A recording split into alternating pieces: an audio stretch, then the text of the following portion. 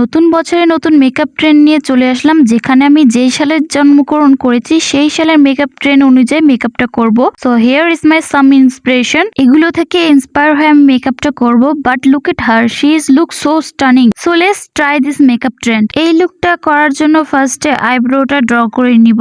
আইব্রোটা অনেক চিকন ভাবে ড্র করেছে, তো আমি আমার আনপ্লাগ ব্রাউয়ের মধ্যে আমি চিকন করে ড্র করার চেষ্টা করব। তো ফার্স্টে নিচে একটা লাইন ড্র করে নিব, এরপর উপরে একটা লাইন ড্র করে নিয়ে পুরো আইব্রোটাকে ভরাট করে নিব।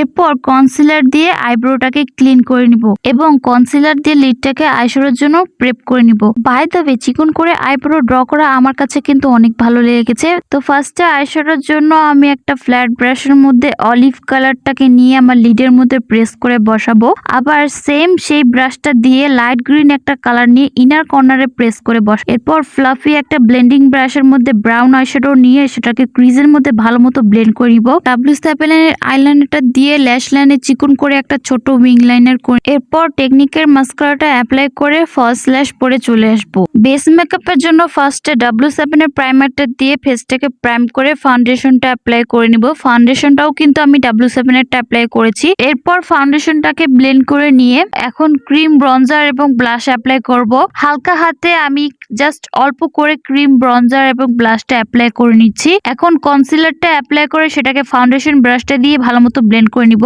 এরপর লুজ পাউডার দিয়ে ফেসটাকে ভালো মতো সেট করে এক্সেস পাউডারটাকে ব্রাশ দিয়ে ডাস্ট অফ করে লোয়ার ল্যাশ লাইনে জাস্ট ক্রিজের ব্রাউন আইশ্যাডোটাকে ভালো মতো স্মাচ করে এরপর টেকনিকের মেগা গ্লো প্যালেট থেকে আমি ব্রঞ্জার অ্যাপ্লাই করে নিব। এই লুকের মধ্যে কোনো ব্লাশ নাই। এরপর আমি লিপসে চলে যাব। লিপসের জন্য প্রথমে আমি একটা পিঙ্ক কালার লিপ লাইনার দিয়ে পুরো লিপসটাকে ড্র করে এরপর কনসিলার দিয়ে সেটাকে ভালো মতো ব্লেন্ড করে নিব। ব্লেন্ড করে নেওয়ার পর লিপসটা অনেক লাইট হয়ে গেছে, কিন্তু এখনো লিপ কম্বোটা কমপ্লিট হয়নি। এরপর ডার্ক ব্রাউন একটা লিপ লাইনার দিয়ে লিপসটাকে বাইরে থেকে ড্র করে নিব। আমরা সাধারণত লিপ লাইনারটা ভিতরে ইউজ করি, কিন্তু এই লুকের ক্ষেত্রে লিপ লাইনারটা বাইরে ইউজ করতে হবে। লিপসটা ড্র করার পর আমার লুকটা পুরোপুরি ভাবে কমপ্লিট হয়ে গেল। So this is my final look. এই লুকটা কিন্তু আমার কাছে অনেক ভালো লেগেছে। তো তোমাদের কাছে আমার একটা প্রশ্ন, যে আমি এই কত শতকের লুকটা ট্রাই করেছি এবং আমার বয়স কত?